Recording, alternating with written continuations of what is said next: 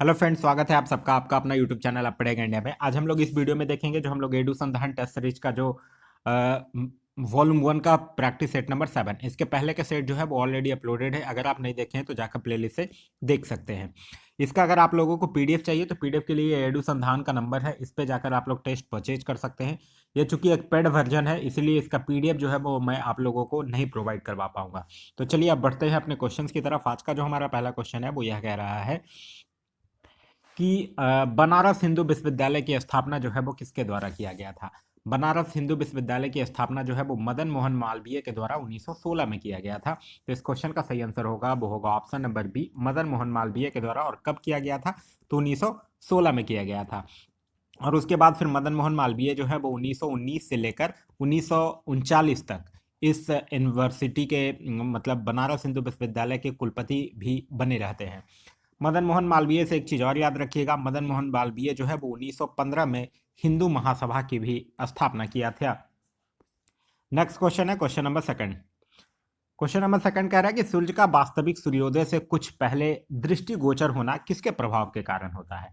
तो देखिए, सूर्य का जो वास्तविक सूर्योदय से कुछ देर पहले दृष्टिगोचर होना जो होता है वो प्रकाश के अपवर्तन के कारण होता है।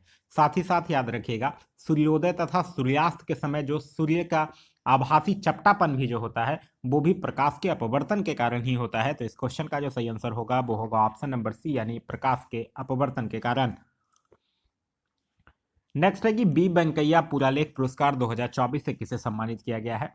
तो बी वेंकैया पुरालेख पुरस्कार से एक तमिल एपिग्राफर है और एक इतिहासकार भी हैं जिनका नाम है बी वेदाचलम, उनको दिया गया है यह पुरस्कार। तो इस क्वेश्चन का जो सही आंसर होगा वो होगा ऑप्शन नंबर बी, यानी कि सॉरी ऑप्शन नंबर ए, यानी कि बी वेदाचलम। आगे है कि लीला सैमसन का संबंध जो है वो किस क्षेत्र से है। तो लीला सैमसन का संबंध जो है वो शास्त्रीय नृत्य भरतनाट्यम से है। तो इस क्वेश्चन का जो सही आंसर होगा वो होगा ऑप्शन नंबर बी, यानी कि नृत्य से है। आगे है कि आयोडीन अनुमंड से जुड़कर कौन सा रंग देता है। अनुमंड का मतलब समझते हैं क्या होता है? अनुमंड का मतलब हम लोग जिसको बोलते हैं स्टार्च। ठीक है, आप लोग पढ़े होंगे आयोडीन परीक्षण। आयोडीन परीक्षण का उपयोग जो होता है वो यही मंड यानी स्टार्च का पता लगाने के लिए ही किया जाता है, क्योंकि जो आयोडीन जो होता है वो स्टार्च के साथ अभिक्रिया करके नीले काले रंग का मिश्रण बना देता है। तो इस क्वेश्चन का जो सही आंसर होगा वो होगा ऑप्शन नंबर डी, यानी कि नीले काले रंग का मिश्रण बना देगा। नेक्स्ट क्वेश्चन है हमारा क्वेश्चन नंबर 6।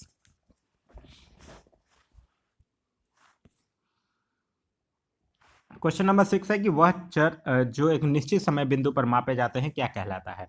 तो उसको क्या कहा जाता है? स्टॉक कहा जाता है, क्योंकि स्टॉक चर यही होता है जो एक निश्चित समय बिंदु पर मापा जाता है और यह एक क्या है? स्थैतिक अवधारणा है। तो इस क्वेश्चन का जो सही आंसर होगा वो होगा option number B. Next question है क्वेश्चन नंबर 7, कह रहा सत और प्रिय घाटी जो है वो भारत के किस राज्य में स्थित है। तो देखिए, सत्य घाटी हो गया, सोलांग घाटी हो गया, स्पीति घाटी हो गया, किन्नौर घाटी हो गया, बरौट घाटी हो गया, लाहौल घाटी हो गया, पब्बर घाटी हो गया, ये जितने भी घाटियां हैं वो सब कहाँ स्थित है? हिमाचल प्रदेश में स्थित है। तो इस क्वेश्चन का जो सही आंसर होगा वो होगा ऑप्शन नंबर सी, यानी कि हिमाचल प्रदेश में स्थित है। आगे है कि निम्नलिखित में से कौन सा कथन जो है वो असत्य है, आपको यह बताना है। 1813 के चार्टर एक्ट के तहत ईसाई मिशनरियों को भारत में कार्य करने की अनुमति प्रदान की गई थी। यह तो बिल्कुल सही है, क्योंकि 1813 के चार्टर एक्ट के तहत ही ईसाई मिशनरियों को भारत में कार्य करने की अनुमति जो है वो प्रदान किया गया था। फिर कह रहा है 1813 के चार्टर एक्ट के द्वारा भारत में कंपनी के व्यापारिक एकाधिकार को पूर्णतः समाप्त कर दिया गया था। ये गलत है। आप लोग पढ़े होंगे कि 1813 के चार्टर एक्ट के द्वारा भारत में कंपनी के व्यापारिक एकाधिकार को समाप्त कर दिया गया था, लेकिन पूर्णतः नहीं किया गया था। चाय और चीन पर कंपनी का व्यापारिक एकाधिकार जो है वो बना रहा था। तो यह तो गलत है। तो इस क्वेश्चन का सही आंसर होगा वो होगा ऑप्शन नंबर बी। फिर है कि 1813 के चार्टर एक्ट के द्वारा गवर्नर जनरल की परिषद में चौथे सदस्य के रूप में विधि सदस्य नियुक्त किया गया था। ये बिल्कुल सही है। और लॉर्ड मैकाले की अध्यक्षता में भारत में पहला विधि आयोग भी गठित हुआ था, ये आप लोग पढ़े ही होंगे।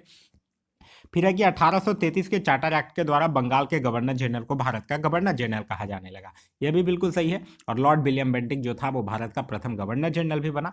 तो यहां पूछ रहा था गलत कौन है, तो यह होगा ऑप्शन नंबर बी जो होगा वो गलत होगा। नेक्स्ट क्वेश्चन है क्वेश्चन नंबर 9। क्वेश्चन नंबर 9 कह रहा है कि भौतिक अवस्था में परिवर्तन लाया जा सकता है। तो किसी भी चीज के भौतिक अवस्था में परिवर्तन क्या लाया जा सकता है, या तो उसको ऊर्जा दे दिया जाए या उससे ऊर्जा ले लिया जाए। जैसे कि आप लोग को एज फॉर एग्जाम्पल आप देख सकते हैं कि जब किसी को ऊर्जा दे दिया जाता है तो वो ऊर्जा निकाल लिया जाता है तो वो ठोस में बदल जाता है। जैसे कि हम लोग जब भी ऊष्मा देते हैं तो बर्फ जो है वो पानी में बदल जाता है और पानी जो है वो जल वाष्प में बदल जाता है। तो इस क्वेश्चन का जो सही आंसर होगा वो होगा ऑप्शन नंबर सी, जब तंत्र को ऊर्जा दी जाती है या फिर ली जाती है तभी उसके भौतिक अवस्था में क्या हो जाएगा, परिवर्तन हो जाएगा।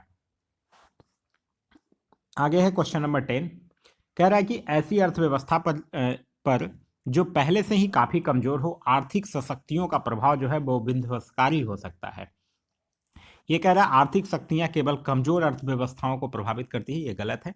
आर्थिक शक्तियां का प्रभाव जो है वो मजबूत अर्थव्यवस्था पर भी पड़ता है। ऐसा कुछ नहीं है कि सिर्फ और सिर्फ कमजोर अर्थव्यवस्था को ही प्रभावित करता है, तो यह जो है वो गलत है। आगे है उसका सेकंड पॉइंट जो दिया हुआ है वो यह कह रहा है कि आर्थिक शक्तियों का प्रभाव जो है वो भिन्न भिन्न अर्थव्यवस्थाओं पर भिन्न भिन्न होता है। ये बिल्कुल सही है। तो यहाँ क्या है, यहाँ पहला गलत है और दूसरा जो है वो सही है। तो इस क्वेश्चन का सही आंसर होगा वो होगा ऑप्शन नंबर ए, केवल 2 जो है वो सही है। नेक्स्ट क्वेश्चन कह रहा है कि तरंग द्वारा ले जाने वाली ऊर्जा तरंग के किस पर निर्भर करती है। तो तरंग के द्वारा जो ले जाने वाली ऊर्जा होता है वो तरंग के एम्पलीट्यूड यानी कि आयाम पर निर्भर करती है। तो इस क्वेश्चन का जो सही आंसर होगा वो होगा ऑप्शन नंबर बी यानी कि आयाम पर निर्भर करती है। आगे है कि निम्न में से कौन सर्वोदय तथा और भूदान आंदोलन से संबंधित है। सर्वोदय और भूदान आंदोलन से कौन संबंधित है, आचार्य विनोबा भावे। तो इस क्वेश्चन का सही आंसर होगा वो होगा ऑप्शन नंबर डी यानी कि आचार्य विनोबा भावे। भूदान आंदोलन की बात कीजिएगा तो भूदान आंदोलन जो है वो 1951 को आंध्र प्रदेश के पोचमपल्ली में प्रारंभ किया गया था। विनोबा भावे की बात कीजिएगा तो आप लोगों को याद होगा गांधी जी जो थे वो 1940 में पावनार में एक व्यक्तिगत सत्याग्रह आंदोलन शुरू किए थे और इस आंदोलन के प्रथम सत्याग्रही जो थे वो विनोबा भावे ही थे। नेक्स्ट क्वेश्चन है क्वेश्चन नंबर 13 कि विदेश मंत्री एस जयशंकर ने कहां पर महात्मा गांधी की प्रतिमा का अनावरण किया है। तो यह कहां किया है, टोक्यो में किया है। तो इस क्वेश्चन का सही आंसर होगा वो होगा option number C, Japan, Tokyo में। टोक्यो से एक चीज और ये ध्यान रखना है आपको, टोक्यो शहर जो है वो जापान के होन्शु द्वीप पर बसा हुआ है। आगे है कि सौर कुकर यानी कि सोलर कुकर का कौन सा भाग जो है वो ग्रीन हाउस प्रभाव के लिए उत्तरदायी है। तो सोलर कुकर जो है उसका कौन सा भाग ग्रीन हाउस प्रभाव के लिए उत्तरदायी है। तो कांच का सीट जो है वो ग्रीन हाउस के लिए प्रभावकारी है क्योंकि यह अंदर आ जाने के बाद ऊष्मा को बाहर नहीं जाने देता है। तो इस क्वेश्चन का सही आंसर होगा वो होगा ऑप्शन नंबर सी यानी कि कांच का सीट। सोलर कुकर से एक चीज और याद रखिएगा, सोलर कुकर में सूर्य के प्रकाश को फोकस करने के लिए अवतल दर्पण का प्रयोग जो है वो किया जाता है। ये क्वेश्चन पूछा गया है कि कौन से दर्पण का प्रयोग किया जाता है, तो अवतल दर्पण का प्रयोग जो है वो किया जाता है। इनमें से कौन सा त्योहार जो है वो बिहार से संबंध नहीं रखता है, आपसे पूछ रहा है। कर्मा रखता है, सोहराय रखता है, सरहुल भी रखता है, फुगड़ी नहीं रखता है। अच्छा, फुगड़ी कहाँ का त्योहार है, तो याद रखिएगा फुगड़ी जो है वो गोवा का त्योहार है, ना कि बिहार का त्योहार है। तो इस क्वेश्चन का जो सही आंसर होगा वो होगा ऑप्शन नंबर सी यानी कि फुगड़ी। नेक्स्ट क्वेश्चन है क्वेश्चन नंबर 16 कि जब कोई व्यक्ति जो है वो परिश्रमी के लिए किसी दूसरे व्यक्ति अथवा संस्था के लिए कार्य करता है तो वह क्या कहलाता है। तो देखिए, जब भी कोई व्यक्ति जो होगा वो परिश्रमी के लिए किसी दूसरे व्यक्ति या अथवा संस्था के साथ कार्य करेगा तो उसको क्या कहा जाता है, कर्मचारी कहा जाता है। तो इस क्वेश्चन का सही आंसर होगा वो होगा ऑप्शन नंबर बी यानी कि कर्मचारी कहा जाएगा। नेक्स्ट क्वेश्चन है क्वेश्चन नंबर 17, कह रहा है कि निम्नलिखित में से कौन जो है वो गंगा नदी की सहायक नदी नहीं है, यह आपसे पूछ रहा है। सोन नदी गंगा नदी की सहायक नदी है, राम गंगा भी है, काली भी है, पे गंगा नहीं है। पेन गंगा जो है वो वर्धा नदी की एक प्रमुख सहायक नदी है। तो इस क्वेश्चन का सही आंसर होगा वो होगा ऑप्शन नंबर डी। गंगा नदी की बात कीजिएगा तो आप लोग को भली भांति परिचित होंगे इससे कि गंगा नदी का जो उद्गम है वो गंगोत्री के पास गोमुख हिमानी से होता है। आगे है कि सूची 1 और सूची 2 को सुमेलित करना है। कौन सा राज्य कौन से क्रम का है ये आपको बताना है। छत्तीसगढ़ जो है वो 26वां राज्य था। आप लोगों को पता होगा कि छत्तीसगढ़ जो है वो भारत का 26वां राज्य बना था, कब, 1 नवंबर 2000 को। फिर उसके बाद उत्तराखंड की अगर बात कीजिएगा तो उत्तराखंड 27वां राज्य बना था 9 नवंबर 2000 को। फिर झारखंड जो है वो 28वां राज्य बना 15 नवंबर 2000 को। और तेलंगाना जो है वो 29वां राज्य बना 2 जून 2014 को। आगे है कि फरवरी 1928 में भारत आने वाले साइमन कमीशन के बहिष्कार का मुख्य कारण क्या था। आप लोग पढ़े होंगे साइमन कमीशन के बारे में। कि जो 1919 का भारत सरकार अधिनियम आया था, उसी की समीक्षा करने के लिए 8 नवंबर 1927 को सरकार के द्वारा साइमन कमीशन का गठन किया गया था। ठीक है, किसकी अध्यक्षता में? जॉन साइमन की अध्यक्षता में 7 सदस्यीय आयोग था। ठीक है, 7 सदस्यीय आयोग था और इसमें क्या था कि एक भी भारतीय नहीं थे और इसी के कारण इसको क्या कहा गया था? इसी के कारण इसको श्वेत कमीशन भी कहा गया था। साइमन कमीशन जो है वो 3 फरवरी 1928 को भारत पहुंचा था, यानी भारत में बंबई पहुंचा था। अगर आपसे पूछे गठन कब हुआ था तो 8 नवंबर 1927 को, और अगर पूछे भारत कब पहुंचा था तो 3 फरवरी 1928 को। तो इसका बहिष्कार का मुख्य कारण यही था कि इसके सभी सदस्य जो थे वो अंग्रेज थे। तो इस क्वेश्चन का जो सही आंसर होगा वो होगा ऑप्शन नंबर ए, यानी कि अंग्रेज थे। ये तो हो गया कॉमन से क्वेश्चन जो साइमन कमीशन के बारे में ऑलमोस्ट सब लोगों को पता है। एक क्वेश्चन पूछा जाता है कि साइमन कमीशन का बहिष्कार नहीं करने वाले कौन से 2 दल थे? बहिष्कार तो सब लोग किए थे, लेकिन नहीं करने वाले 2 दल कौन कौन से थे? एक था जस्टिस पार्टी और एक था पंजाब यूनियनिस्ट पार्टी। तो ये 2 पार्टियों का नाम याद रखिएगा जो साइमन कमीशन का बहिष्कार जो है वो नहीं किया था। आगे है कि कनाडा का राष्ट्रीय प्रतीक चिन्ह क्या है, यह आपको बताना है। तो कनाडा का राष्ट्रीय प्रतीक चिन्ह जो है वो मेफल का पत्ता है। तो इस क्वेश्चन का सही आंसर होगा वो होगा ऑप्शन नंबर डी, यानी मेफल का पत्ता। शेर की अगर बात कीजिएगा तो शेर कहाँ का है? तो शेर जो है वो श्रीलंका का राष्ट्रीय प्रतीक है। आप लोग देखे होंगे श्रीलंका के झंडा में इसका बना हुआ होता है। सफेद लिली की अगर बात कीजिएगा तो यह जो है वो इटली का राष्ट्रीय प्रतीक चिन्ह है। यूनियन बैंक नहीं, यूनियन जैक होना चाहिए। यह जो है वो कहाँ का है? यह जो है वो ब्रिटेन का है। आगे है कि प्रकाश की तरंगे की प्रकृति कैसी होती है? तो अगर आपसे पूछ ले प्रकाश की तरंगे की प्रकृति कैसी होती है, तब होगा अनुप्रस्थ। अच्छा, यही आपसे पूछ ले कोई कि ध्वनि की प्रकृति कैसी होती है, तो ध्वनि अगर पूछेगा तो अनुदैर्घ्य हो जाएगा और प्रकाश अगर पूछेगा तो अनुप्रस्थ हो जाएगा। तो इस क्वेश्चन का जो सही आंसर होगा वो होगा ऑप्शन नंबर सी, प्रकाश की तरंगे की प्रकृति जो है वो अनुप्रस्थ होती है। आगे है कि 21वां बहुराष्ट्रीय सैन्य अभ्यास बहुराष्ट्रीय है। सैन्य अभ्यास जो है वो खान क्वेस्ट 2024 कहाँ आयोजित किया गया था? देखिए, खान क्वेस्ट से एक इंपॉर्टेंट चीज़ है, ध्यान रखिएगा। खान क्वेस्ट जो था वो सबसे पहले 2003 में अमेरिका और मंगोलिया के बीच हुआ था, लेकिन फिर बाद में यह जो है वो बहुराष्ट्रीय बन गया। और 21वां बहुराष्ट्रीय सैन्य अभ्यास आपसे पूछ रहा है, तो इसका आयोजन जो है वो उलान बटोर मंगोलिया में हुआ है। तो इस क्वेश्चन का जो सही आंसर होगा वो होगा option number B. Next question है क्वेश्चन नंबर 24 कि इनमें से गलत विकल्प की पहचान आपको करना है। बगीचों का शहर कपूरथला बिल्कुल सही है। लाइम सिटी जो है वो पिडुगुराला, यह भी बिल्कुल सही है। पूर्व का स्कॉटलैंड जमशेदपुर, यह गलत है, क्योंकि पूर्व का स्कॉटलैंड जो है वो शिलोंग मेघालय को कहा जाता है, ना कि जमशेदपुर को।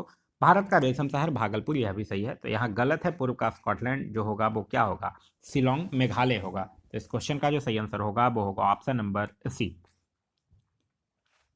आगे है कि मानवों पर जू के समूह और कुत्तों पर टिक्स जो है वो किसका उदाहरण है? तो ये मानवों पर जू क्या है? वो एक परिजीवी है, यानी पैरासाइट है, परिजीविता का उदाहरण है। तो इस क्वेश्चन का जो सही आंसर होगा वो होगा ऑप्शन नंबर ए, यानी परिजीविता। आगे है कि मेंडलीफ आवर्त सारणी में उन तत्वों के लिए रिक्त स्थान छोड़ दिए गए थे जिनकी खोज बाद में हुई थी। निम्नलिखित में से किस तत्व को आवर्त सारणी में बाद में स्थान मिला था? मेंडलीफ आवर्त सारणी की अगर बात कीजिएगा तो याद रखिएगा जर्मेनियम, गैलियम और स्कैंडियम। क्या क्या? जर्मेनियम, गैलियम और स्कैंडियम, यह तीनों को आवर्त सारणी में बाद में स्थान मिला दिया गया था। यहाँ ऑप्शन में है गैलियम, तो आपका सही आंसर होगा ऑप्शन नंबर बी, गैलियम। लेकिन कभी कभी ऑप्शन बदल भी दे सकता है, तो आप लोगों को यह तीनों नाम याद रखना है, जर्मेनियम, गैलियम और स्कैंडियम। आगे है कि कीबुल लामजाओ दुनिया का एकमात्र तैरता हुआ राष्ट्रीय उद्यान किस राज्य में स्थित है? तो कीबुल लामजाओ जो पार्क है वो लोकटक झील के दक्षिणी किनारे पर स्थित है। लोकटक झील कहाँ है? मणिपुर में। तो इस क्वेश्चन का जो सही आंसर होगा वो होगा ऑप्शन नंबर ए, यानी कि मणिपुर।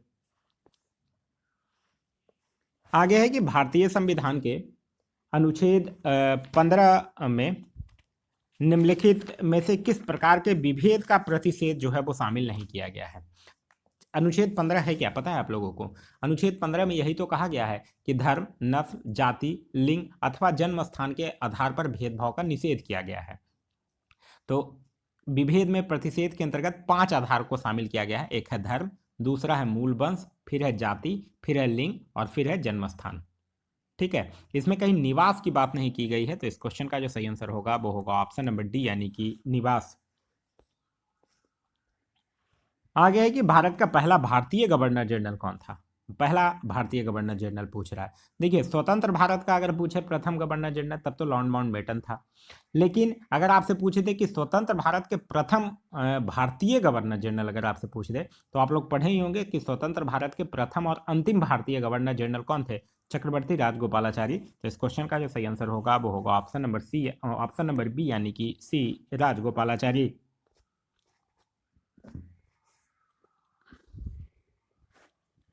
आगे है कि ह्यूमन मोबाइल डिवाइस कंपनी ने किसे ग्लोबल ब्रांड एम्बेसडर नियुक्त किया है? तो ह्यूमन मोबाइल डिवाइस कंपनी जो है वो सान्या मल्होत्रा, जो कि एक भारतीय अभिनेत्री हैं, उनको ब्रांड एम्बेसडर नियुक्त किया है। तो इस क्वेश्चन का जो सही आंसर होगा वो होगा ऑप्शन नंबर सी यानी कि सान्या मल्होत्रा। आगे है कि ओखा बंदरगाह जो है वो किस राज्य में स्थित है? तो ओखा बंदरगाह जो है वो किस राज्य में? ओखा हो गया, द्वारिका हो गया, मांडवी हो गया, पोरबंदर हो गया, भावनगर हो गया, ये सब जो है वो गुजरात में स्थित है। तो इस क्वेश्चन का सही आंसर होगा वो होगा ऑप्शन नंबर सी यानी कि गुजरात में स्थित है। महाराष्ट्र की अगर बात करते हैं तो महाराष्ट्र से याद रख सकते हैं रत्नागिरी जो है वो महाराष्ट्र में है। केरल से याद रख सकते हैं कोझिकोड जो है वो केरल में है। और तमिलनाडु से याद रख सकते हैं नागपट्टनम जो है वो केरल में है। ठीक है, नागपट्टनम और मछलीपट्टनम में कंफ्यूज नहीं होइएगा। मछलीपट्टनम जो है वो आंध्र प्रदेश में है और नागपट्टनम जो है वो तमिलनाडु में स्थित है। क्लियर है? चलिए, आगे कह रहा है कि संगठन जो स्वास्थ्य में शिक्षा और अनुसंधान से संबंधित नियमों और विनियमों को लागू करता है वो कौन सा है? तो शिक्षा और अनुसंधान से संबंधित नियमों और विनियमों को लागू करता है ICMR यानी Indian council of medical research. तो इस क्वेश्चन का सही आंसर होगा वो होगा option number D, Indian council of medical research, जिसकी स्थापना जो है वो 1914 में किया गया है और इसका मुख्यालय जो है वो नई दिल्ली में स्थित है। आगे है कि निम्न में से किस अमीनो अम्ल की प्रकृति जो है वो अम्लीय होती है? यह बात कर रहा है किसके? गुल्टामिक अम्ल, जिसका कि केमिकल फार्मूला होता है C5H9NO4। तो इस क्वेश्चन का सही आंसर होगा वो होगा ऑप्शन नंबर ए। आगे है कि गिनीमेंट के बारे में निम्नलिखित में से कौन सा कथन सही नहीं है, यह आपको बताना है। यह बुध से बड़ा है, यह बिल्कुल सही है, यह बुध से बड़ा है। यह हमारे सौर मंडल का सबसे बड़ा प्राकृतिक उपग्रह है, यह भी बिल्कुल सही है। उसके आगे है कि यह एकमात्र चंद्रमा है जिसे अपने आंतरिक रूप में से उत्पन्न चुंबकीय क्षेत्र के लिए जाना जाता है, यह भी बिल्कुल सही है। यह शनि के चारों ओर घूमता है, यह गलत है, यह शनि के नहीं बल्कि जुपिटर यानी कि बृहस्पति के चारों ओर घूमता है। तो इस क्वेश्चन का जो सही आंसर होगा वो होगा ऑप्शन नंबर डी। नेक्स्ट है कि विकिरण ऊर्जा विभक्त इकाइयों से बनी हुई होती है। जो विकिरण की ऊर्जा को, तो किरण ऊर्जा जो विभक्त इकाइयों से बनी हुई होती है, जो विकिरण की ऊर्जा को क्या कहा जाता है? क्वांटा कहा जाता है, जिसको हम लोग प्रकाश क्वांटा या कि अब उसको हम लोग फोटोन के नाम से भी जानते हैं। तो इस क्वेश्चन का जो सही आंसर होगा वो होगा ऑप्शन नंबर ए। आगे है कि भारतीय संविधान जो है वो मान्यता देता है। तो भारतीय जो है वो धार्मिक एवं भाषाई अल्पसंख्यकों को मान्यता देता है। तो इस क्वेश्चन का जो सही आंसर होगा वो होगा ऑप्शन नंबर सी। आप लोग पढ़े होंगे भारतीय संविधान का अनुच्छेद 30 में क्या है कि शिक्षा संस्थाओं की स्थापना और प्रशासन करने का अल्पसंख्यक वर्गों का अधिकार। उसी में भाषाई तथा धार्मिक अल्पसंख्यकों वर्गों की चर्चा की गई है। लेकिन ध्यान रखने वाली बात यह है कि अल्पसंख्यक शब्द को संविधान में कहीं भी परिभाषित नहीं किया गया है। तो इस क्वेश्चन का जो सही आंसर होगा वो होगा option number C. Next question है क्वेश्चन नंबर 39। कह रहा है कि कृष्णदेव राय का संबंध जो है वो किस राजवंश से है? आप लोग पढ़े होंगे कृष्णदेव राय जो है वो तुलु वंश का शासक था। अच्छा, यहाँ किस राजवंश से है? तो विजयनगर राजवंश होगा। तो इस क्वेश्चन का सही आंसर होगा वो होगा ऑप्शन नंबर डी, विजयनगर राजवंश। याद रखिएगा, कृष्णदेव राय जो था वो तुलु वंश का शासक था। इसी के शासनकाल में पुर्तगाली यात्री डोमिगोस पायस जो है वो विजयनगर आया था। इसके शासनकाल को तेलुगु साहित्य का क्लासिक युग भी कहा जाता है। और यह जो था वो विट्ठल स्वामी मंदिर का निर्माण भी करवाया था। साथ ही साथ इसने आंध्र भोज, अभिनव भोज, आंध्र पितामह की उपाधि भी जो है वो धारण किया था।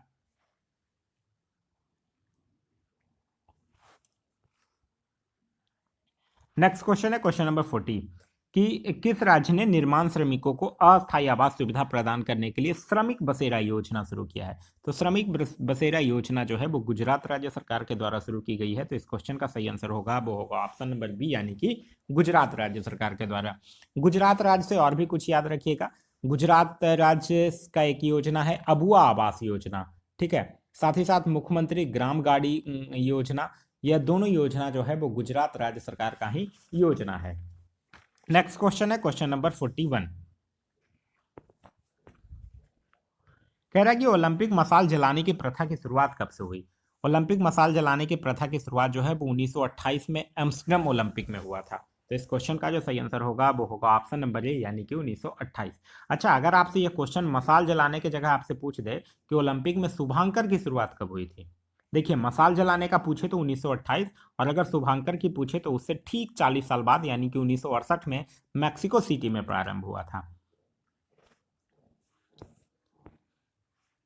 आगे है कि मनुष्य के कंकाली पेशियों में ऑक्सी स्थिति में किस अम्ल का निर्माण होता है। तो वो होता है पायरुविक अम्ल का। तो इस क्वेश्चन का सही आंसर होगा वो होगा ऑप्शन नंबर बी यानी पायरुविक एसिड का। याद रखिएगा, मनुष्य के जो कंकाली पेशियां होते हैं उसमें ऑक्सी स्थिति का मतलब समझते हैं ऑक्सीजन की उपस्थिति में। तो ऑक्सी स्थिति जब पूछ दे तब पायरुविक अम्ल होगा, और अगर अनऑक्सी स्थिति पूछते मतलब ऑक्सीजन की अनुपस्थिति में पूछ दे तब लैक्टिक अम्ल होगा। क्लियर है, समझ रहे हैं क्या मैं बोल रहा हूं। अगर ऑक्सी स्थिति पूछ दे मतलब ऑक्सीजन की उपस्थिति में तब पायरुविक अम्ल होगा, और अगर पूछ दे ऑक्सीजन की अनुपस्थिति में तब लैक्टिक अम्ल हो जाएगा। आगे है कि दक्कन का पठार निम्नलिखित में से किस नदी के दक्षिण में स्थित है। तो दक्कन का पठार जो है वो नर्मदा नदी के दक्षिण में स्थित है। तो इस क्वेश्चन का जो सही आंसर होगा वो होगा ऑप्शन नंबर ए यानी कि नर्मदा नदी के दक्षिण में स्थित है। नर्मदा नदी की अगर बात कीजिएगा तो इसका उद्गम जो होता है वो विंध्याचल पर्वत श्रेणी में स्थित अमरकंटक से होता है। नर्मदा नदी जो है वो डेल्टा के बजाय एस्चुरी बनाती है, और यह जो है वो रिफ्ट वैली यानी ब्रिभंस घाटी से होकर बहने वाली नदी है। आगे है कि परमादेश प्रलेख निम्नलिखित में से किसके विरुद्ध नहीं निकाला जा सकता है। परमादेश के बारे में आप लोग पढ़े होंगे कि परमादेश का लेख जो है वो उस समय जारी किया जाता है जब कोई पदाधिकारी अपने सार्वजनिक कर्तव्य का निर्वाह जो है वो नहीं करता है। तो यह भारत के राष्ट्रपति नहीं निकाला जा सकता है, भारत के राष्ट्रपति के विरुद्ध नहीं निकाला जा सकता है, भारत के राज्यपाल के विरुद्ध नहीं निकाला जा सकता है, उच्च न्यायालय के मुख्य न्यायाधीश जो न्यायिक क्षमता में कार्यरत हैं उनके विरुद्ध में नहीं निकाला जा सकता है। यह रीट जो है वो केवल सार्वजनिक अधिकारियों को जारी किया जा सकता है। तो इस क्वेश्चन का जो सही आंसर होगा वो होगा ऑप्शन नंबर डी यानी कि उपरोक्त सभी। आगे है कि एलोरा में कैलाशनाथ मंदिर का निर्माण जो है वो किसने किया था। एलोरा में कैलाशनाथ मंदिर का निर्माण जो है वो कृष्ण प्रथम के द्वारा किया गया था। तो इस क्वेश्चन का जो सही आंसर होगा वो होगा ऑप्शन नंबर सी यानी कि कृष्ण प्रथम, जो कि राष्ट्रकूट वंश का शासक था। और यह मंदिर जो है वो बेसर शैली में निर्मित है, यह भी आपको ध्यान रखना है। येलोरा और एलिफेंटा दोनों गुहा मंदिरों का निर्माण जो है वो राष्ट्रकूट के समय में ही हुआ था। येलोरा में की अगर बात कीजिएगा तो इसमें 34 गुफाएं हैं, जिसमें कि 1 से 12 तक बौद्धों के लिए, 13 से 29 तक हिंदुओं के लिए, और 30 से 34 तक के जैन की गुफाएं जो है वो स्थित है। नेक्स्ट क्वेश्चन है क्वेश्चन नंबर 47। क्वेश्चन नंबर 47 कह रहा है कि किसे भारतीय पुरुष फुटबॉल टीम का नया मुख्य कोच जो है वो नियुक्त किया गया है। तो यह जो है वो किसको नियुक्त किया गया, स्पेन के हैं जिनका नाम है मनोलो मार्कोस। तो इस क्वेश्चन का सही आंसर होगा वो होगा option number D. Next question है क्वेश्चन नंबर 48। क्वेश्चन नंबर 48 कह रहा है कि टू द पॉइंट पुस्तक किस खिलाड़ी की जीवनी है। तो टू द पॉइंट जो है वो साउथ अफ्रीका के एक क्रिकेटर हैं जिनका नाम है हर्सल गिब्स, उनकी जीवनी है। तो इस क्वेश्चन का सही आंसर होगा वो होगा ऑप्शन नंबर बी यानी कि हर्सल गिब्स। आगे है कि प्रकाश विद्युत धारा जो है वो निर्भर करती है। तो प्रकाश विद्युत धारा जो है वो प्रवर्तित प्रकाश की तीव्रता पर निर्भर करती है नहीं, दो इलेक्ट्रोडों के बीच लगने वाले प्रतिरोध पर नहीं, उत्सर्जक के पदार्थ की प्रकृति पर निर्भर करती है। तो इस क्वेश्चन का जो सही आंसर होगा वो होगा ऑप्शन नंबर सी। प्रकाश विद्युत धारा जो है वो आपतित प्रकाश की तीव्रता, दो इलेक्ट्रोडों के बीच लगाया गया विभवांतर और उत्सर्जक के पदार्थ की प्रकृति पर निर्भर करती है। ठीक है, यहां प्रतिरोध की जगह अगर विभवांतर होता तब ये आंसर हो सकता था। नेक्स्ट क्वेश्चन है क्वेश्चन नंबर 50 कि विशाल कोयला भंडार के लिए प्रसिद्ध अम्बासा नामक स्थान जो है वो किस राज्य में स्थित है। तो यह अम्बासा जो है वो त्रिपुरा में स्थित है। तो इस क्वेश्चन का सही आंसर होगा वो होगा ऑप्शन नंबर बी यानी कि त्रिपुरा में स्थित है। नेक्स्ट क्वेश्चन है क्वेश्चन नंबर 51 कि मूल कर्तव्यों के संदर्भ में निम्नलिखित में से कौन सा कथन सही नहीं है, यह आपको बताना है।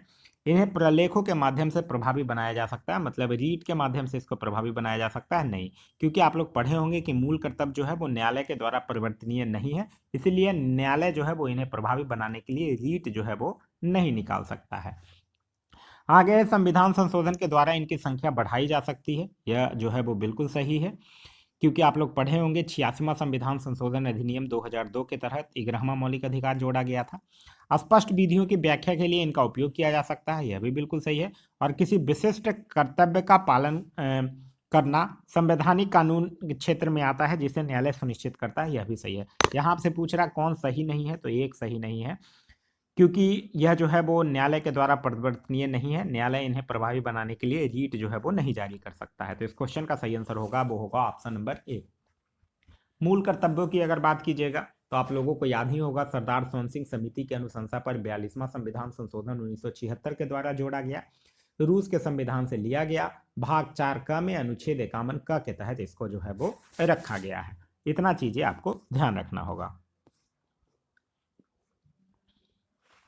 आगे है कि किसके शासनकाल में तुलसीदास ने रामचरितमानस लिखी थी। तो रामचरितमानस जो है वो तुलसीदास 1574 में लिखना स्टार्ट किए थे।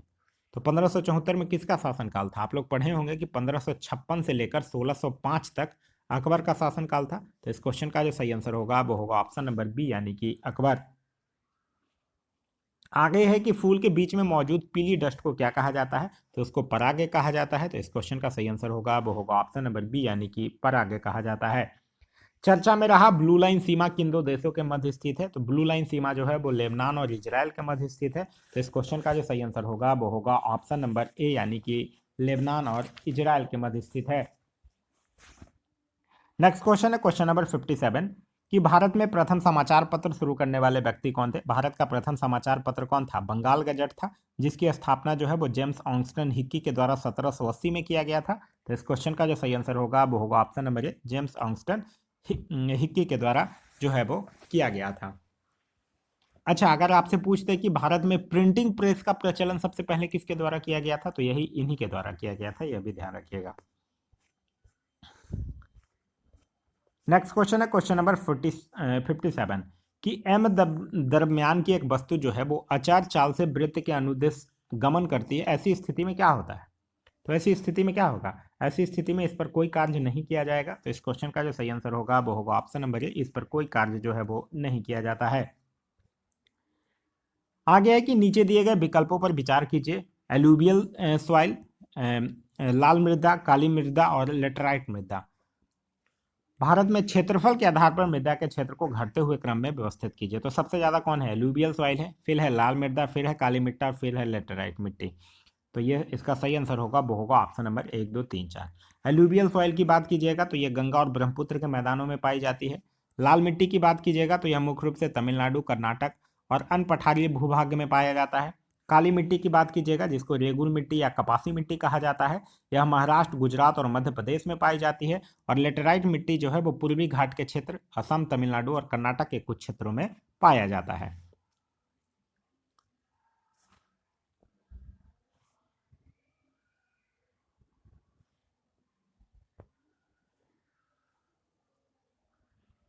चलिए, नेक्स्ट क्वेश्चन है क्वेश्चन नंबर 59।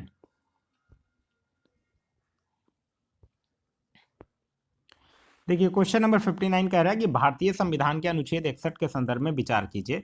राष्ट्रपति पर महाभियोग चलाने की प्रक्रिया का उपबंध है। ये बिल्कुल सही बात है, अनुच्छेद 61 में ही राष्ट्रपति पर महाभियोग चलाया जाता है। केवल लोकसभा में राष्ट्रपति पर महाभियोग का आरोप लग सकता है, ये बिल्कुल गलत है, क्योंकि राष्ट्रपति पर महाभियोग का आरोप जो है वो संसद के किसी भी सदन के द्वारा लगाया जा सकता है, ना कि लोकसभा के द्वारा। अभी तक केवल एक बार महाभियोग का प्रयोग हुआ है, ये बिल्कुल गलत है, अभी तक एक बार भी प्रयोग नहीं हुआ है। तो सिर्फ पहला सही है, दूसरा और तीसरा जो है वो गलत है। तो इस क्वेश्चन का सही आंसर होगा वो होगा ऑप्शन नंबर ए, यानी कि केवल एक जो है वो सही है। नेक्स्ट क्वेश्चन है क्वेश्चन नंबर 60 की लोहे से बनी वस्तु जंग लगने को कहते हैं। तो इसको क्या कहा जाता है? इसको कहा जाता है संक्षारण, और यह एक रासायनिक परिवर्तन है। तो इस क्वेश्चन का सही आंसर होगा वो होगा ऑप्शन नंबर सी, यानी कि संक्षारण, जो कि एक रासायनिक परिवर्तन है। नेक्स्ट है कि निम्नलिखित स्तंभ अ स्तंभ ब के साथ मिलान कीजिए। ये क्वेश्चन आधा इधर है, देखिए ना। तो यहां अगर बात कीजिएगा तो किसके किसके साथ मैच करेगा? अंडप है, भ्रूणपोष है और अनिस्केवी फल है। तो यहाँ अगर अंडप की बात कीजिएगा, पहले तो सबसे पहले क्या था? एल्यून सतह था। एल्यून सतह की अगर बात कीजिएगा तो वह पोषण के साथ मैच कर जाएगा। अनिष्क अनिष्क फल जो है वो बिना निषेचन के साथ मैच कर जाएगा। अंडप जो है वो किसके साथ मैच करेगा? अंडप जो है वो बीज के साथ मैच करेगा, और भ्रूण पोष जो है वो द्विनिषेचन के साथ मैच कर जाएगा। चलिए नेक्स्ट क्वेश्चन है क्वेश्चन नंबर 62 कि निम्न में से कौन सा वेदांग जो है वो नहीं है? शिक्षा है, ज्योतिष है, व्याकरण है। क्योंकि आप लोग पढ़े होंगे कि वेदांगों की रचना जो है वो ऋषियों ने वेदों के भलीभांति समझने और समझाने के लिए किया था। और वेदांगों की संख्या जो है वो टोटल कितनी है? 6 है। शिक्षा, व्याकरण, छंद, कल्प, निरूपित और ज्योतिष। तो उपनिषद नहीं है, तो इस क्वेश्चन का सही आंसर होगा वो होगा ऑप्शन नंबर सी। अगर आपसे कोई पूछ दे कि उपनिषदों की कुल संख्या कितनी है, तो वो है 108। आगे है कि राष्ट्रपति पदक से सम्मानित कलाकार कुंबले श्रीधर राव का निधन हो गया। इनका संबंध जो है वो किस कला से था?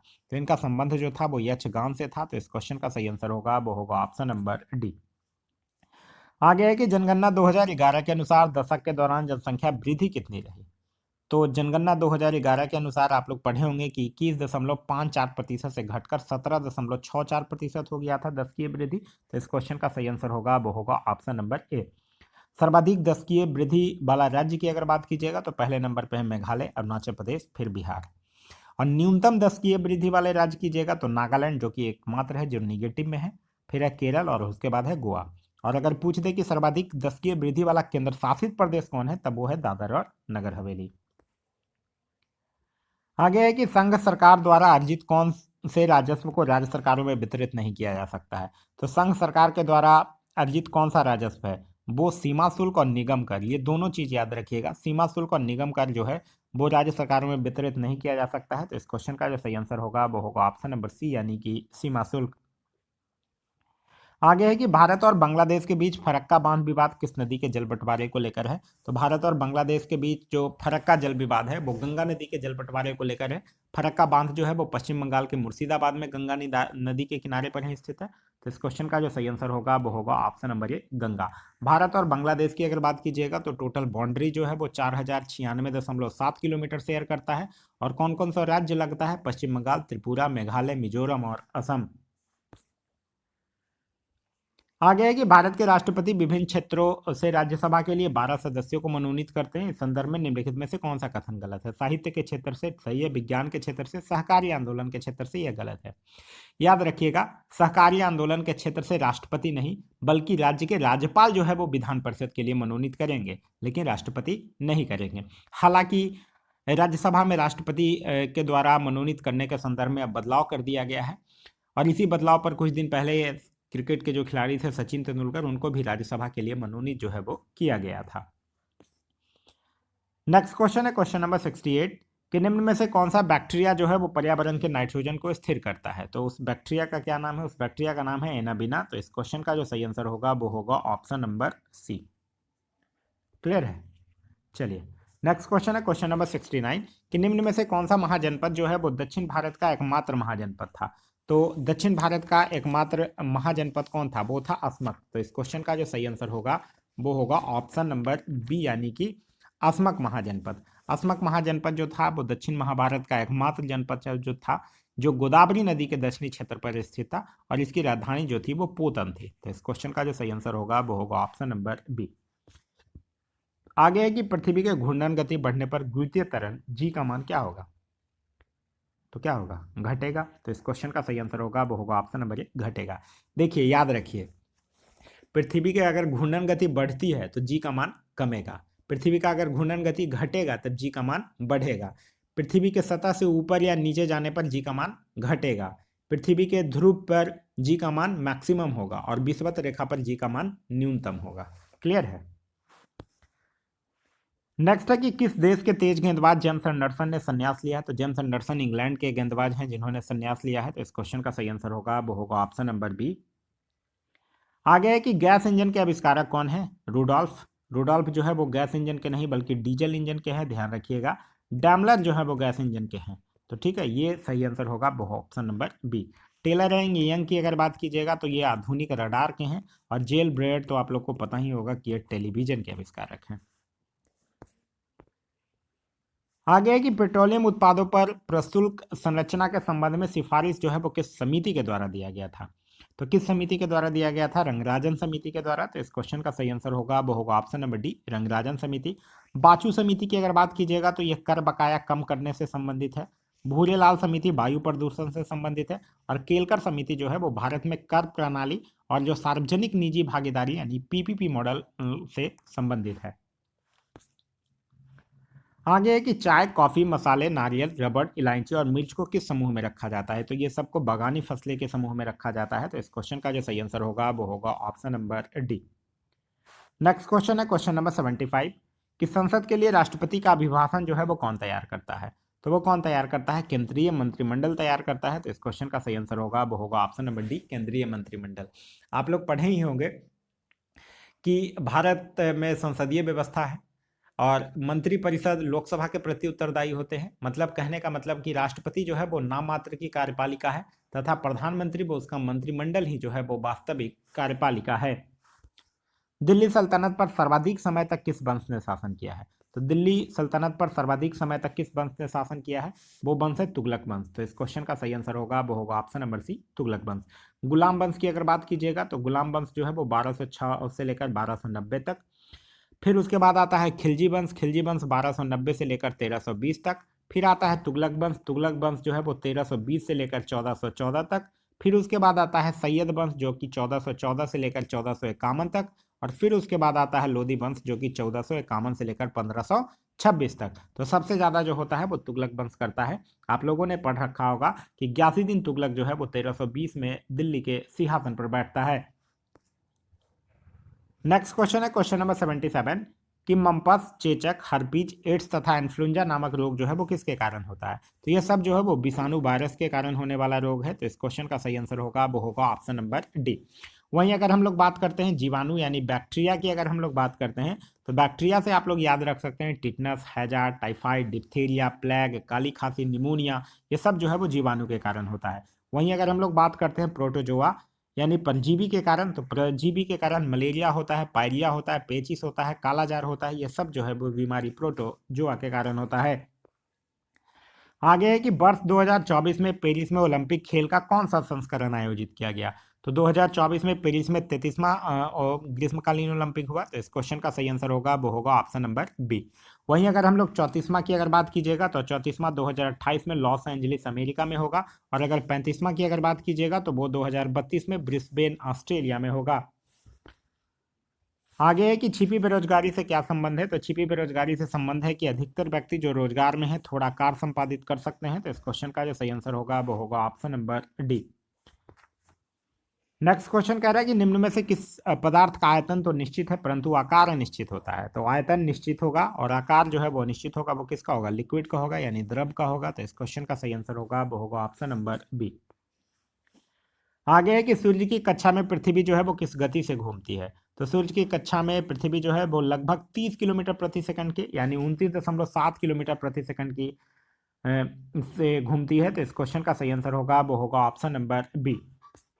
नेक्स्ट क्वेश्चन है क्वेश्चन नंबर 82 कि मंत्रिपरिषद जो है वो सामूहिक रूप से उत्तरदायी होता है। तो मंत्रिपरिषद लोकसभा के प्रति बिल्कुल सही है। एक संवैधानिक बाध्यता के अंतर्गत यह भी सही है। अनुच्छेद 75(3) के अनुसार यह भी सही है। तो इस क्वेश्चन का जो सही आंसर होगा वो होगा ऑप्शन नंबर डी यानी उपरोक्त सभी। मंत्रिपरिषद जो है वो सामूहिक रूप से लोकसभा के प्रति जो है वो उत्तरदायी होता है। नेक्स्ट क्वेश्चन है क्वेश्चन नंबर 83 कह रहा है कि प्रथम आंग्ल सिख युद्ध कब हुआ था? तो आप लोग पढ़े होंगे कि प्रथम आंग्ल सिख युद्ध जो है वो लॉर्ड हार्डिंग के कार्यकाल में 1845-46 में हुआ है। तो इस क्वेश्चन का सही आंसर होगा वो होगा ऑप्शन नंबर ए। नेक्स्ट क्वेश्चन है क्वेश्चन नंबर 84 कह रहा है कि भारत में नशीली दवाओं की तस्करी और दुरुपयोग को रोकने के लिए कौन सी हेल्पलाइन शुरू की गई है? तो वो किया गया है मानस और उस हेल्पलाइन का नंबर है 1933। और मानस का फुल फॉर्म क्या है? मादक पदार्थ निषेध सूचना केंद्र। क्लियर है? तो इस क्वेश्चन का सही आंसर होगा वो होगा ऑप्शन नंबर सी। आगे है कि दो या दो से अधिक घुलनशील द्रव जिनके क्वथनांक का अंदर 25 केल्विन से कम हो के मिश्रण को पृथक करने के लिए किस विधि का प्रयोग किया जाता है? तो 25 केल्विन से अगर कम होता है तो उसके लिए हम लोग फ्रैक्शनल डिस्टिलेशन का प्रयोग किया जाता है, मतलब प्रभावी आसवन विधि का प्रयोग करते हैं। तो इस क्वेश्चन का सही आंसर होगा वो होगा ऑप्शन नंबर सी, जैसे कि एज फॉर एग्जाम्पल आप लोग ले सकते हैं जो वायु से विभिन्न गैसों का पृथक्करण होता है, या फिर पेट्रोलियम उत्पाद से उसके विभिन्न घटकों का जो पृथक्करण होता है, ये सब जो है वो फ्रैक्शनल डिस्टिलेशन के माध्यम से ही किया जाता है। ऐसी विदेशी मुद्रा जिसमें शीघ्र पलायन कर जाने की प्रवृत्ति होती है, तो जिस स्थान पर अधिक लाभ मिलने की संभावना होती है वहां शीघ्र पलायन कौन कर जाता है? गर्म मुद्रा। तो इस क्वेश्चन का जो सही आंसर होगा वो होगा ऑप्शन नंबर डी। नेक्स्ट है कि क्रेन नामक जनजातीय समूह जो है वो किस देश में पाए जाते हैं? तो अच्छा, अगर आपसे पूछ दे क्रेन नामक जनजातीय समूह भारत में कहाँ पाया जाता है, तो भारत में थोड़ा बहुत अगर पूछा जाए तो वो अंडमान निकोबार में पाया जाता है। ऐसे मुख्य रूप से ये म्यांमार और थाईलैंड में पाया जाता है। तो इस क्वेश्चन का सही आंसर होगा वो होगा ऑप्शन नंबर ए, म्यांमार और थाईलैंड में। नेक्स्ट है कि लोकहित जनहित मुकदमों के अभिप्राय के संबंध में असत्य कथन कौन है, यह आपको बताना है। लोक क्षति का निवारण ये सही है, लोक कर्तव्यों का परिवर्तन ये गलत है। तो इस क्वेश्चन का सही आंसर होगा वो होगा option number B. Next question है क्वेश्चन नंबर 89। कह रहा है कि निम्न में से किसने राजाराम मोहन राय को राजा की उपाधि दिया था? तो यह दिया था अकबर द्वितीय। तो इस क्वेश्चन का सही आंसर होगा वो होगा option number B. Rajaram Mohan Roy की अगर बात कीजिएगा तो इन्होंने 1815 में आत्मीय सभा की स्थापना किया, 1825 में वेदांत कॉलेज की स्थापना किए, 1828 में ब्रह्म समाज की स्थापना किए। राजाराम मोहन राय को आधुनिक भारत का जनक, भारतीय पुनर्जागरण का अग्रदूत, बंगाल पुनर्जागरण का पितामह, ये आदि अन्य नामों से भी जाना जाता है। नेक्स्ट है कि संयुक्त राज्य अमेरिका में स्थित international tennis hall of fame में शामिल होने वाले पहले भारतीय कौन बने हैं? तो उनका नाम है लिएंडर पेस। तो इस क्वेश्चन का सही आंसर होगा वो होगा ऑप्शन नंबर ए, यानी कि लिएंडर पेस। नेक्स्ट क्वेश्चन है क्वेश्चन नंबर 92 कि पृथ्वी की सबसे ऊपरी परत क्रस्ट अथवा भूपर्पट्टी में कौन सा तत्व जो है वो सर्वाधिक मात्रा में पाया जाता है? तो आप लोग पढ़े होंगे कि भूपर्पट्टी में ऑक्सीजन की मात्रा जो है वो 46.6% है। फिर उसके बाद सिलिकॉन आता है जो है 27.7%। फिर आता है अल्मोनियम 8.1%, और फिर आता है आयरन जो कि लगभग 5% है। यहाँ आपसे पूछ रहा है सबसे ज़्यादा कौन होगा? तो सबसे ज़्यादा होगा ऑक्सीजन। तो इस क्वेश्चन का सही आंसर होगा वो होगा ऑप्शन नंबर बी। आगे एकीकृत बाल विकास सेवाएं किस वर्ष प्रारंभ की गई थी? तो एकीकृत बाल विकास सेवाएं जो है वो 1975 में प्रारंभ किया गया है। तो इस क्वेश्चन का सही आंसर होगा वो होगा ऑप्शन नंबर ए, यानी कि 1975। फिर है भारत में मोटो जीपी का ब्रांड एम्बेसडर किसे नियुक्त किया गया? मोटो जीपी पता है क्या है? मोटो जीपी जो है वो दुनिया की सबसे पुरानी मोटरसाइकिल रेसिंग चैंपियनशिप है, ठीक है।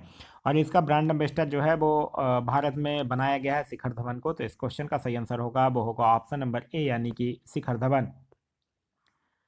आगे है कि किस राज्य ने मुस्लिम विवाह और तलाक पंजीकरण अधिनियम और नियम 1935 को निरस्त कर दिया है? तो यह आसाम ने निरस्त कर दिया है। तो इस क्वेश्चन का सही आंसर होगा वो होगा ऑप्शन नंबर सी, यानी कि असम। आगे है पंचायती समिति के विषय में निम्नलिखित कथनों पर विचार कीजिए। पंचायत समिति के सदस्य अप्रत्यक्ष विधि से चुने जाते हैं, ये बिल्कुल गलत है। यह जनता के द्वारा प्रत्यक्ष रूप से चुने जाते हैं। और पंचायत समिति प्रशासनिक प्राधिकरण के रूप में कार्य करती है, यह सही है। तो दूसरा सही है, पहला गलत है। तो इस क्वेश्चन का सही आंसर होगा वो होगा ऑप्शन नंबर बी, यानी केवल दो जो है वो सही है। नेक्स्ट क्वेश्चन है क्वेश्चन नंबर 99। क्वेश्चन नंबर 99 कह रहा है कि इंग्लिश चैनल पार करने वाली सबसे कम उम्र और सबसे तेज पैरा तैराक कौन बनी है? तो सबसे तेज पैरा तैराक कौन बनी है? उनका नाम है जिया राम, जो कि मुंबई की है। तो इस क्वेश्चन का जो सही आंसर होगा वो होगा ऑप्शन नंबर बी, यानी कि जिया राम। नेक्स्ट है कि मशीन टूल किस प्रकार के वस्तुओं का उदाहरण है? तो मशीन टूल जो है वो पूंजीगत वस्तुओं का उदाहरण है, क्योंकि मशीनों और उपकरण के रूप में प्रयुक्त पूंजी जो है जिसे लंबे समय तक प्रयोग में लाया जाता है उसको पूंजीगत वस्तुएं कहा जाता है। तो इस क्वेश्चन का सही आंसर होगा वो होगा ऑप्शन नंबर ए, पूंजीगत वस्तुएं। तो यह था हमारा आज का वीडियो। आज का वीडियो आप लोगों को कैसा लगा कमेंट करके जरूर बताइएगा। साथ ही साथ इस वीडियो से कुछ सीखने के लिए मिला तो एक लाइक जरूर कर दीजिएगा। वीडियो पसंद आ रहा है तो अपने दोस्तों के साथ शेयर करना ना भूलें। अभी तक आप इस चैनल पर नए हैं या चैनल को सब्सक्राइब नहीं किए हैं तो चैनल को सब्सक्राइब कर लीजिए, और साथ ही साथ बेल आइकन दबा लीजिए ताकि हमारे सारे वीडियो के नोटिफिकेशन जो है वो आपको मिलते रहें। Thanks for watching.